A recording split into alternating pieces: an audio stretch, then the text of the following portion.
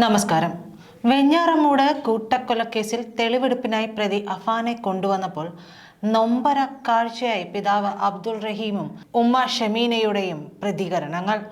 അഫാനെ ഇനി കാണില്ലെന്നും കാണണമെന്ന് ആഗ്രഹിക്കുന്നില്ലെന്നുമാണ് റഹീം നേരത്തെ പറഞ്ഞിരുന്നതെങ്കിലും അഫാനെ കൊണ്ടുപോവുകയായിരുന്ന പോലീസ് വാഹനം സിഗ്നലിൽപ്പെട്ട് കിടക്കുമ്പോഴാണ് റഹീം മകനെ കണ്ടത്.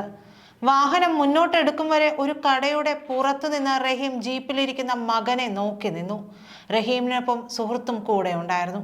അഫാനെ പോലീസ് തെളിവെടുപ്പിന് കൊണ്ടുവരുന്നതിനിടെ ജീപ്പ് സിഗ്നലിൽ കുടുങ്ങി. ഈ സമയത്ത് പിതാവ് റഹീമും സുഹൃത്തും ജീപ്പ് നിൽക്കുന്നതിന്റെ എതിർവശത്തെ ആണ്ടവർ സ്റ്റോഴ്സ് പാത്രക്കടയുടെ മുന്നിലെത്തി മകനെ കാണുകയായിരുന്നു.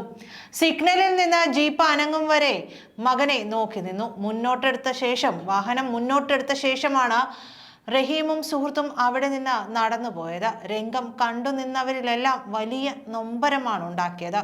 കൂട്ടക്കൊലപാതകം നടന്ന ആ വീട്ടിലേക്ക് പോകാൻ കഴിയുന്നില്ലെന്നായിരുന്നു റഹീം പറഞ്ഞത്. ആശുപത്രി വിട്ട ഭാര്യ ഷമിക്കൊപ്പം അഗതി മന്ദിരത്തിലാണ് റഹീം ഇപ്പോൾ താമസിക്കുന്നത്. കേസിന്റെ 3ാം ഘട്ട തെളിവെടുപ്പിനായാണ് അഫാനെ ഇന്ന് വീട്ടിലെത്തിച്ചത്. പ്രതി അഫാനുമായുള്ള 3ാം ഘട്ട തെളിവെടുപ്പ് പൂർത്തിയായി. സഹോദരൻ അഫ്സാന്റെയും സുഹൃത്ത് ഫർസാനയുടെയും കൊലക്കേസുകളിലാണ് പെരുമലയിലെ വീടടക്കം 7 ഇടങ്ങളിൽ തെളിവെടുപ്പ് നടത്തിയത്. പാങ്ങോട്, വെഞ്ഞാറമൂട് സ്റ്റേഷനുകളിലായാണ് കൂട്ടക്കൊലപാതകത്തിലെ കേസുകൾ രജിസ്റ്റർ ചെയ്തിരിക്കുന്നത്. സഹോദരൻ അഫ്സാന്റെയും സുഹൃത്ത് ഫർസാനയുടെയും കൊലപാതകങ്ങളിലെ തെളിവെടുപ്പാണ് ഇന്ന് നടന്നത്.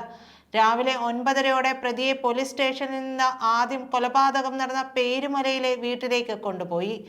പിതൃ സഹോദരൻ ലത്തീഫിനെയും ഭാര്യ സാജിദയെയും കൊന്നതിനു ശേഷം വീട്ടിൽ മടങ്ങിയെത്തിയാണ് അഫാൻ അഫ്സാനെയും ഫർസാനയെയും അടിച്ചു വീഴ്ത്തിയത്. വീട്ടിലേക്ക് കയറിയ വിധവും കൊലപാതക രീതിയും ഒക്കെ പ്രതി പോലീസിന് മുന്നിൽ വിശദീകരിച്ചു. ഇതിനുശേഷം സ്വർണം പണയം വെച്ച ധനകാര്യ സ്ഥാപനത്തിലും എലിവിഷം വാങ്ങിയ കടയിലും തെളിവെടുപ്പ് നടന്നു. പെപ്സി, മുളകുപൊടി, ചുറ്റിക, ബാഗ് എന്നിവ വാങ്ങിയ കടകളിലും പോലീസ് ഒരിക്കൽ കൂടി പ്രതിയെ എത്തിച്ചു. ഫർസാനയെ ബൈക്കിൽ കൂടെ കൂട്ടിയ വഴിയിൽ തെളിവെടുത്ത ശേഷം പ്രതിയെ തിരികെ പോലീസ് സ്റ്റേഷനിൽ എത്തിച്ചു. 3 കേസുകളിലെയും തെളിവെടുപ്പ് പൂർത്തിയായതുകൊണ്ട് വേഗത്തിൽ കുറ്റപത്രം തയ്യാറാക്കി സമർപ്പിക്കാനാണ് അന്വേഷണ സംഘത്തിന്റെ നീക്കം. ജനുവരി 24-നാണ് കനത്ത കടബാധ്യതയെ തുടർന്ന് അഫാൻ 5 ക്രൂര കൊലപാതകങ്ങൾ നടത്തിയത്. വയോജന കേന്ദ്രത്തിൽ സംരക്ഷണത്തിൽ കഴിയുന്ന അഫാന്റെ മാതാവ് ഷെമിയെ അന്വേഷണ സംഘം സന്ദർശിച്ചു. ആരോഗ്യ പ്രശ്നങ്ങൾ കാരണം മൊഴിയെടുക്കാൻ കഴിഞ്ഞിരുന്നില്ല.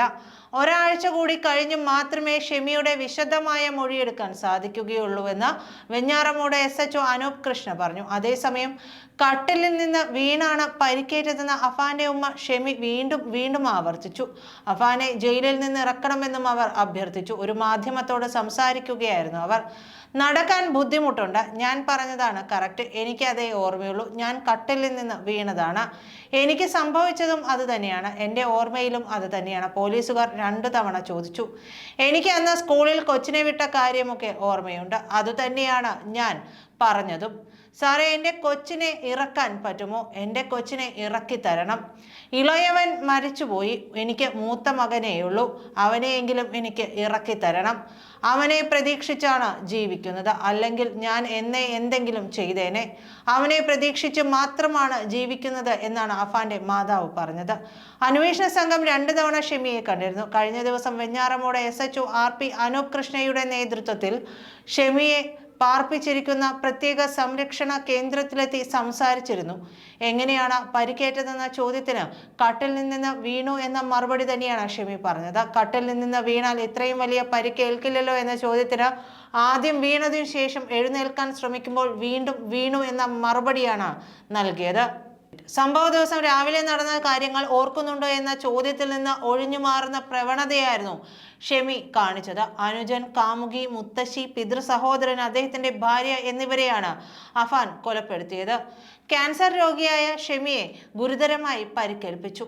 കൊലകൾക്ക് ശേഷം അഫാൻ പോലീസ് സ്റ്റേഷനിൽ പോയി കീഴടങ്ങുകയായിരുന്നു. ഇയാളെ കാണണമെന്ന് ഷെമി കഴിഞ്ഞ ദിവസം ബന്ധുക്കളോട് ആഗ്രഹം പ്രകടിപ്പിച്ചിരുന്നു. നന്ദി.